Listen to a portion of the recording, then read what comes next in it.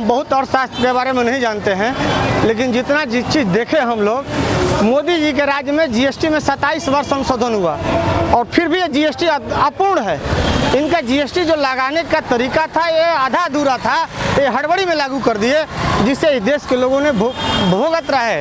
इसका आर्थिक बोझ सामान्य वर्ग पर, छोटे व्यापारियों पर जा रहा है। आ रही है, कोई भी सरकार आ रही है केवल गरीब का बात कर रही है। ठीक है, गरीब का बात होनी चाहिए, गरीब की उत्थान होनी चाहिए, हम उसके पक्ष में, लेकिन हम लोगों के बारे में कुछ नहीं सोचा जा रहा, क्योंकि व्यवसायी टैक्स देता है।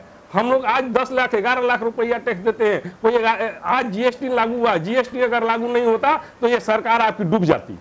जो वैक्सीन बनाई गई है, जितना वैक्सीन का खर्चा आया है, सिर्फ और सिर्फ सरकार बची है तो आपको जीएसटी की वजह से बची हुई है।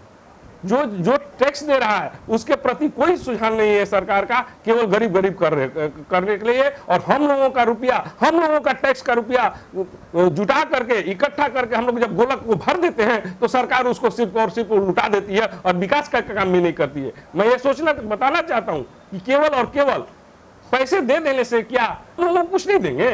सोचना होगा कि किस तरह से इनका रोजगार और डेवलप कैसे हो, हमें सुविधा मिले।